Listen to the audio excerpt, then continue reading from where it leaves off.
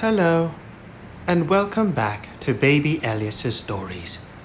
We now return to Feet of Clay by Terry Pratchett, Part 4. Books filled this room too.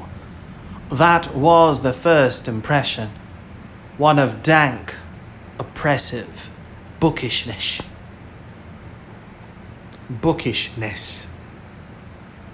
The late Father Tubalcheck was sprawled across a drift of fallen books. He was certainly dead. No one could have bled that much and still been alive, or survived for long with a head like a deflated football. Someone must have hit him with a lump hammer. "This old lady came running out screaming," said Constable Visit, saluting. So I went in and it was just like this, sir." "Just like this, Constable Visit?" "Yes, sir. And the name's Visit the Infidel with explanatory pamphlets, sir." "Who was the lady?" "She says she's Mrs. Kanaki, sir. She says she always brings him his meals. She says she does for him." "Does for him?" "You know, sir, cleaning and sweeping." There was indeed a tray on the floor, along with a broken bowl and some spilled porridge. The lady who did for the old man had been shocked to find that someone else had done for him first. "Did she touch him?" he said. "She says not, sir." Which meant the old priest had somehow achieved the neatest death Vimes had ever seen. His hands were crossed on his chest. His eyes had been closed. And something had been put in his mouth. It looked like a rolled up piece of paper. It gave the corpse a disconcertingly jaunty look, as though he'd decided to have a last cigarette after dying. Disconcertingly. Disconcerting, an adjective, causing one to feel unsettled, disconcerting. It gave the corpse a disconcertingly jaunty look, as though he'd decided to have a last cigarette after dying. Vimes gingerly picked out the little scroll and unrolled it. Jaunty, having or expressing a lively, cheerful, and self-confident manner. Jaunty, cheerful. Vimes gingerly picked out the little scroll and unrolled it. It was covered with meticulously written but unfamiliar symbols. What made them particularly noteworthy was the fact that their author had apparently made use of the only liquid lying around in huge quantities. "Yuck," said Vimes. "Written in blood. Does this mean anything to anyone?" "Yes, sir." Vimes rolled his eyes. "Yes, Constable Visit." "Visit the infidel with explanatory pamphlets, sir," said Constable Visit, looking hurt. "The infidel with explanatory pamphlets. I was just about to say it, Constable," said Vimes. "Well?" "It's an ancient Klatchian script," said Constable Visit. "One of the desert tribes called the Senotines, sir. They had a sophisticated but fundamentally flawed..." Yes, said Vimes, who could recognize the verbal foot getting ready to stick itself in the oral door. "But do you know what it means? I could find out, sir. Good. Incidentally, were you able by any chance to find time to have a look at those leaflets I gave you the other day, sir? Been very busy, said Vimes automatically. Not to worry, sir, said Visit, and smiled the wan smile, and smiled the wan smile of those doing good against great odds. When you've got a moment, we'll be fine. The old books that had been knocked from the shelves had spilled their pages everywhere. There were splashes of blood on many of them. Some of these look religious, said Vimes. You might find something. He turned. Detritus, have a look around, will you? Detritus paused in the act of laboriously drawing a chalk outline around the body. Yes, sir. What for, sir? Anything you find. Right, sir. With a grunt, Vimes hunkered down and prodded at a grey smear on the floor. Dirt, he said. You get that on floors, sir, said Detritus helpfully. Except this is off-white. We're on black loam, said Vimes. Ah, said Sergeant Detritus. A clue. Could be just dirt, of course. There was something else. Someone had made an attempt to tidy up the books. They'd stacked several dozen of them in one neat towering pile, one book wide. Largest books at the bottom, all the edges squared up with geometrical precision. Now that I don't understand, said Vimes. There's a fight. The old man is viciously attacked. Then someone, maybe it was him, dying, maybe it was the murderer, writes something down using the poor man's own blood and rolls it up neatly and pops it into his mouth like a sweetie. Then he does die, and someone shuts his eyes and makes him tidy and piles these books up neatly and does what? Walks out into the seething hurly-burly that is Ankh-Morpork. Sergeant Detritus's honest brow furrowed with the effort of thought. Could be there's a footprint outside their window, he said. That's always a clue worth looking for. Vimes sighed. Detritus, despite a room temperature IQ, made a good copper and a damn good sergeant. He had the special type of stupidity that was hard to fool, but the only thing more difficult than getting him to grasp an idea was getting him to let go of it. Detritus, he said, as kindly as possible. There's a 30-foot drop into the river outside the window.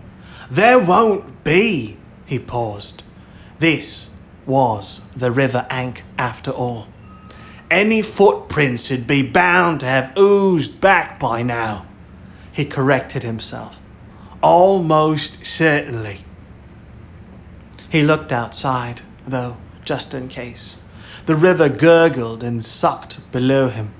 There was no footprints, even on its famously crusted surface, but there was another smear of dirt on the windowsill. Vimes scratched some up and sniffed at it. Looks like some more white clay, he said. He couldn't think of any white clay around the city. Once you got outside the walls, it was thick black loam all the way to the ram tops. A man walking across it would be 2 inches taller by the time he got to the other side of a field. White clay, he said. Where the hell is white clay country round here? It's a mystery, said Detritus. Vimes grinned mirthlessly. It was a mystery, and he didn't like mysteries. Mysteries had a way of getting bigger if you didn't solve them quickly. Mysteries pupped. Mere murders happened all the time, and usually even detritus could solve them. When a distraught woman was standing over a fallen husband holding a right-angled poker and crying, "He never should have said that about our Neville," there was only a limited amount you could do to spin out the case beyond the next coffee break. And when various men, or parts thereof, were hanging from or nailed to various fixtures in the mended drum on a Saturday night, and the other clientele were all looking innocent, you didn't need even a detritic intelligence to work out what had been happening. He looked down at the late Father Tubelchek. It was amazing he'd bled so much, with his pipe cleaner arms and toast rack chest. He certainly wouldn't have been able to put up much of a fight. Vimes leaned down and gently raised one of the corpse's eyelids. A milky blue eye with a black center looked back at him from wherever the old priest was now.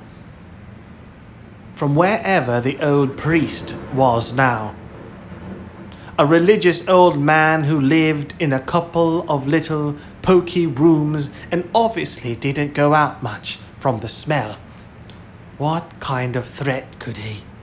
Constable Visit poked his head around the door. "There's a dwarf down here with no eyebrows, and a frizzled beard says you told him to come, sir," he said. "And some citizens say Father Tubelchek is their priest, and they want to bury him decently." "Ah, that'll be Littlebottom. Send him up," said Vimes, straightening. "Tell the others they'll have to wait."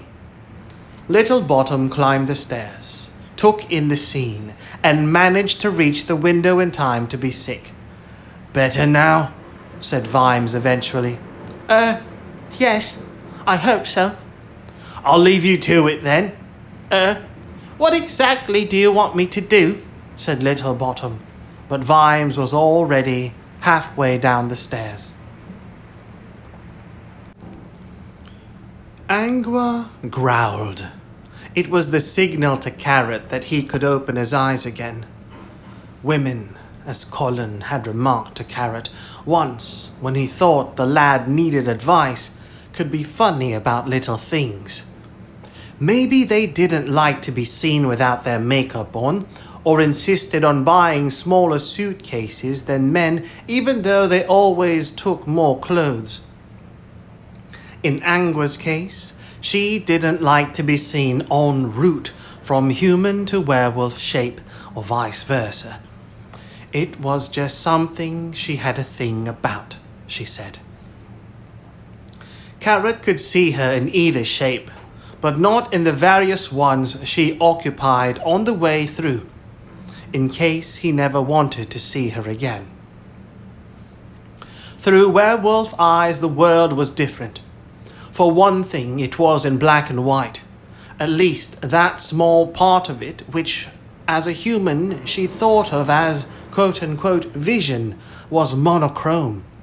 But who cared that vision had to take a back seat when smell drove instead? Laughing and sticking its arm out of the window and making rude gestures at all the other senses. Afterwards, she always remembered the odors as colors and sounds. Blood was rich brown and deep bass. Stale bread was surprisingly tinkly bright blue. And every human being was a four-dimensional kaleidoscopic symphony. For nasal vision meant seeing through time as well as space. A man could stand still for a minute, and an hour later, there he'd still be, to the nose. His odors barely faded. She prowled the aisles of the Dwarf Bread Museum, muzzle to the ground. Then she went out into the alley for a while and tried there too. After 5 minutes, she padded back to Carrot and gave him the signal again. When he reopened his eyes, she was pulling her shirt on over her head. There was one thing where humans had the edge. That was one thing where humans had the edge. You couldn't beat a pair of hands. I thought you'd be down the street and following someone, he said. Follow who? Said Angua. Pardon? I can smell him, and you, and the bread, and that's it. Nothing else? Dirt, dust, the usual stuff. Oh, there are some old traces, days old. I know you were in here last week, for example. There are lots of smells, grease, meat, pine resin for some reason, old food. But I'll swear, no living thing's been in here in the last day or so but him and us. But you told me everyone leaves a trail. They do. Carrot looked down at the late curator. However you phrased it, however broadly you applied your definitions, he definitely couldn't have committed suicide. Not with a loaf of bread. Vampires, said Carrot. They can fly. Angua sighed. Carrot, I could tell if a vampire had been in here in the last month. There's almost $50 in pennies in the drawer, said Carrot. Anyway, a thief would be here for the battle bread, wouldn't they? It is a very valuable cultural artifact. Has the poor man got any relatives? Said Angua. He's got an elderly sister, I believe. I come in once a month just to have a chat. He lets me handle the exhibits, you know. That must be fun, said Angua, before she could stop herself. It's very satisfying, yes, said Carrot solemnly. It reminds me of home. Angua sighed and stepped into the room behind the little museum. It was like the back rooms of museums everywhere, full of junk and things there is no room for on the shelves, and also items of doubtful provenance, such as coins dated 52 BC. There were some benches with shards of dwarf bread on them, a tidy tool rack with various sizes of kneading hammer, and papers all over the place. Against one wall, and occupying a large part of the room, was an oven. He researches old recipes, said Carrot, who seemed to feel he had to promote the old man's expertise, even in death. Angua opened the oven door. Warmth spilled out into the room. Hell of a bake oven, she said. What are these things? Ah, I see he's been making drop scones, said Carrot. Quite deadly at short range. She shut the door. Brank. Let's get back to the yard, and they can send someone out to... Angua stopped. These were always the dangerous moments. Just after a shape change, this close to full moon, it wasn't so bad when she was a wolf. She was still as intelligent, or at least she felt as intelligent, although life was a lot simpler, and so she was probably just extremely intelligent for a wolf. It was when she became a human again that things were difficult. For a few minutes, until the morphic field fully reasserted itself, all her senses were still keen. Smells were still incredibly strong, and her ears could hear sounds way outside the stunted human range. And she could think more about the things she experienced. A wolf could sniff a lamppost and know that old Bonzo had been passed yesterday and was feeling a bit under the weather and was still being fed tripe by his owner. But a human mind could actually think about the whys and the wherefores. There is something else, she said, and breathed in gently. Faint, Not a living thing, but can't you smell it? Something like dirt, but not quite. It's kind of yellow, orange. Said Carrot tactfully. Some of us don't have your nose. I've smelled it before, somewhere in this town. Can't remember where. It's strong. Stronger than the other smells. It's a muddy smell. Ha! Well, on these streets. No, it's not exactly mud. Sharper. More treble. You know, sometimes I envy you. It must be nice to be a wolf. Just for a while. It has its drawbacks. Like fleas, she thought, as they locked up the museum. And the food. And the constant nagging feeling that you should be wearing 3 bras at once. She kept telling herself she had it under control, and she did in a way. She prowled the city on moonlit nights and, okay, there was the occasional chicken, but she always remembered where she'd been and went around next day to shove some money under the door. It was hard to be a vegetarian who had to pick bits of meat out of her teeth in the morning. She was definitely on top of it, though. Definitely, she reassured herself. It was Angua's mind that prowled the night, not a werewolf mind.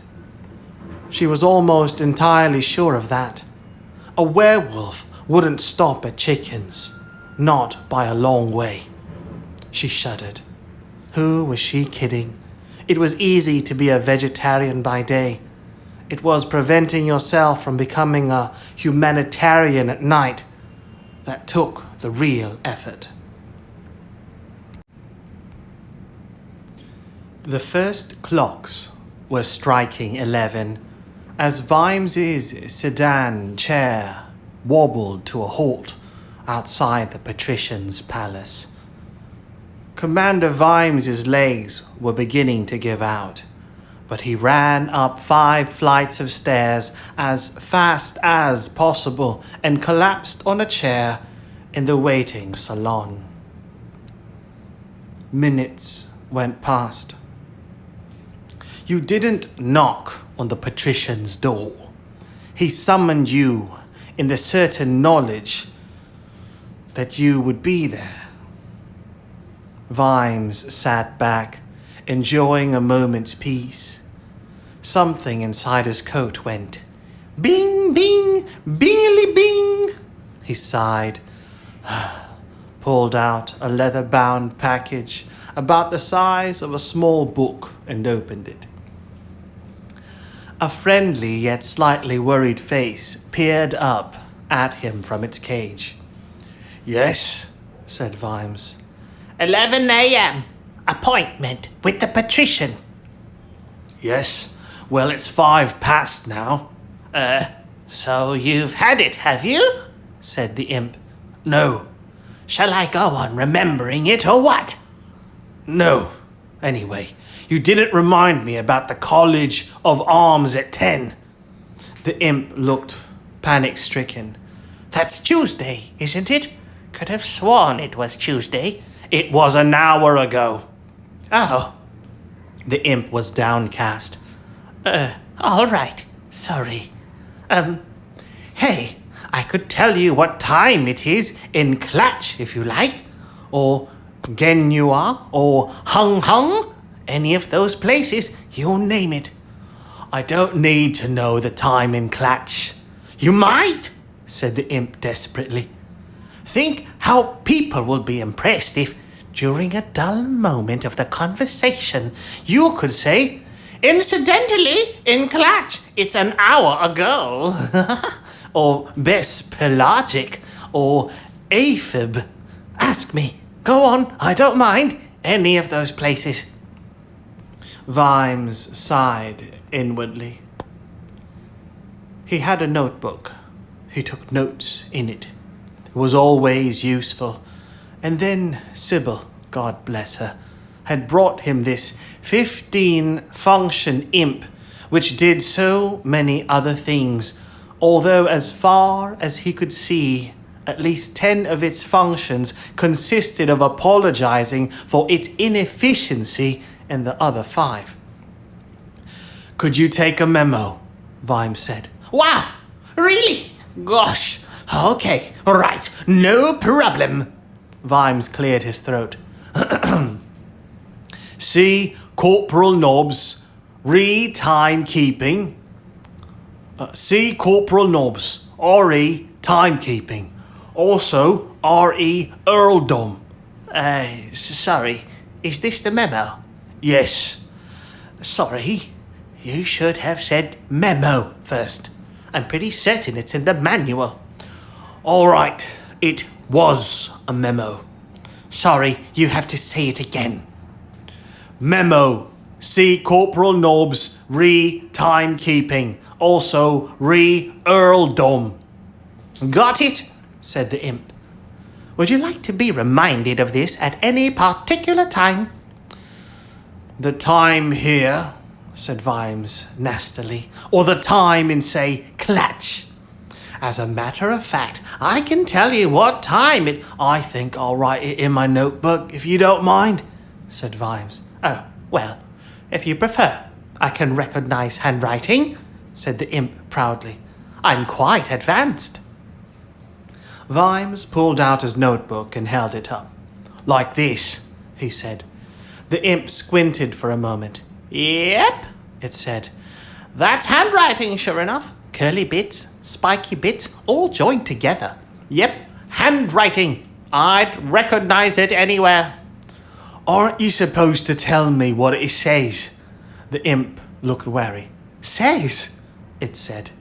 "It's supposed to make noises?" Vimes put the battered book away and shut the lid of the organizer. Then he sat back and carried on waiting. Someone very clever, certainly someone much cleverer than whoever had trained that imp, must have made the clock for the Patrician's waiting room. It went tick-tock like any other clock, but somehow, and against all usual horological practice, the tick and the tock were irregular. Tick, tock, tick, and then the merest fraction of a second longer before tock, tick, tock, and then a tick a fraction of a second earlier than the mind's ear was now prepared for. The effect was enough, after 10 minutes, to reduce the thinking processes of even the best prepared to a sort of porridge. The Patrician must have paid the clockmaker quite highly. The clock said 11:15. Vimes walked over to the door and, despite precedent, knocked gently. There was no sound from within, no murmur of distant voices. He tried the handle. The door was unlocked. Lord Vetinari had always said that punctuality was the politeness of princes. Vimes went in.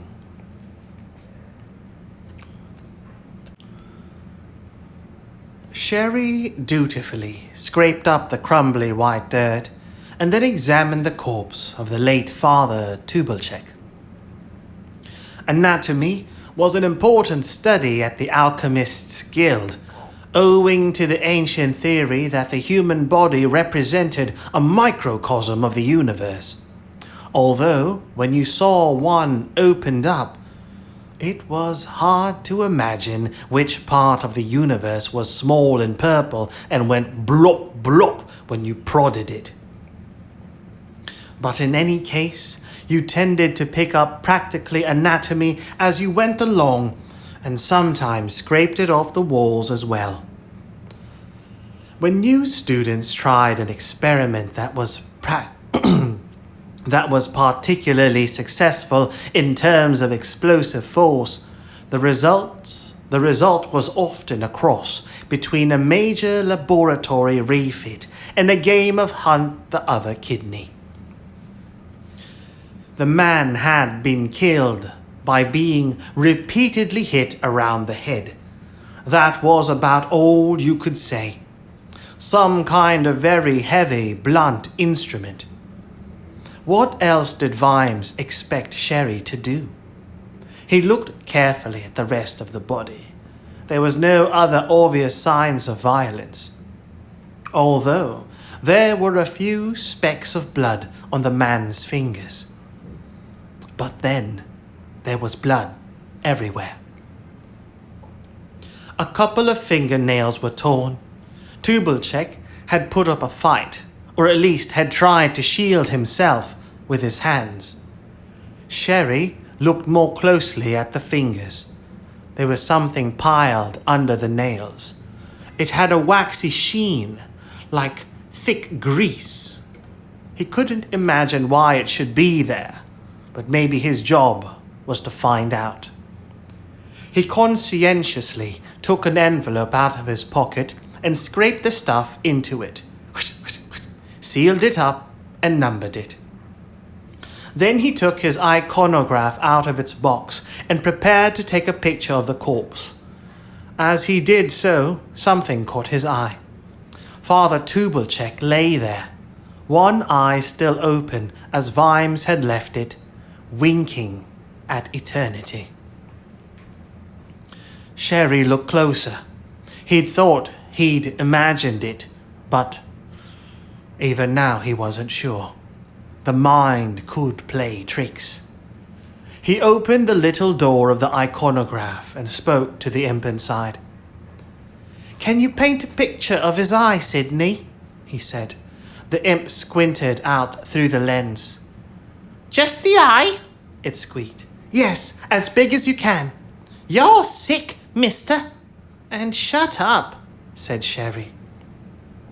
He propped the box on the table and sat back. From inside the box there came the swish, swish of brush strokes.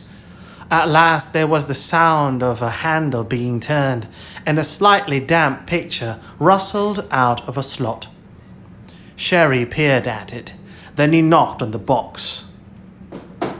The hatch opened. "Yes?" "Bigger. So big it fills the whole paper, in fact." "So big it fills the whole paper.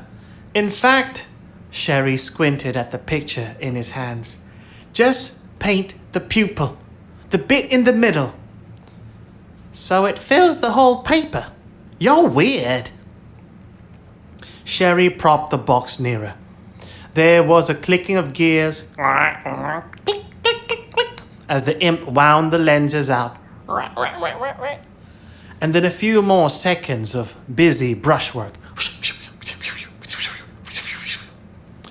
Another damp picture unwound. It showed a big black disc. Well, mainly black.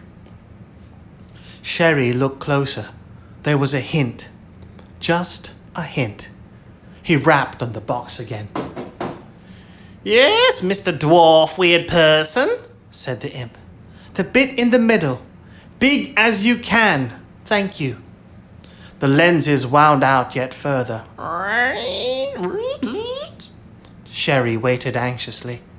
In the next room, he could hear Detritus patiently moving around. The paper wound out for the third time, and the hatch opened. "That's it," said the imp. "I run out of black." The paper was black, except for the tiny little area that wasn't.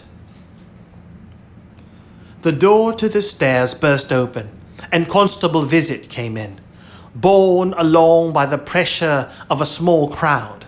Cheery guiltily thrust the paper into his pocket.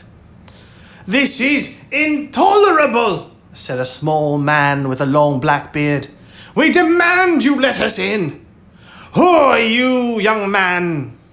I'm Corporal Littlebottom," said Cheery. "Look, I've got a badge." "Well, Corporal," said the man, "I am Wengel Radley, and I am a man of some standing in this community, and I demand that you let us have poor Father Tubelchek this minute." We're trying to find out who killed him," Cheery began. There was a movement behind Cheery, and the faces in front of him suddenly looked very worried indeed. He turned to see Detritus in the doorway to the next room. "Everything okay?" said the troll. The changed fortunes of the watch had allowed Detritus to have a proper breastplate rather than a piece of elephant battle armor, as was normal practice for the uniform of a sergeant. The armorer had attempted to do a stylized representation of muscles on it. As far as Detritus was concerned, he hadn't been able to get them all in. "Is there any trouble?" he said. The crowd backed away. "None at all, officer," said Mr. Radley. "You, just loomed suddenly, that's all." "This is correct," said Detritus. "I am a loomer. It often happens suddenly, so there's no trouble then?" "No trouble whatsoever, officer." "Amazing thing, trouble," rumbled Detritus thoughtfully. "Always I go looking for trouble, and when I find it, people said it ain't there." Mr. Radley drew himself up. "But we want to take Father Tubalcheck away to bury him," he said. Detritus turned to Cheery Littlebottom. "You done everything you need?" "I suppose so." "He dead?" "Oh, yes." "He gonna get any better?" "Better than dead? I doubt it." "Okay, then you people can take him away." The two watchmen stood aside as the body was carried down the stairs. "Why you taking pictures of the dead man?" said Detritus. "Well, it might be helpful to see how he was lying." Detritus nodded sagely. "Ah, he was lying, was he? And him a holy man, too." Littlebottom pulled out the picture and looked at it again. It was almost black, but... A constable arrived at the bottom of the stairs. "Is there someone up there called..." There was a muffled snigger. "Cheery Littlebottom?" "Yes," said Littlebottom gloomily. "Well, Commander Vimes says you've got to come to the Patrician's palace right now, all right?" "That's Corporal Littlebottom you're talking to," said Detritus. "It's all right," said Littlebottom. Nothing could make it any worse.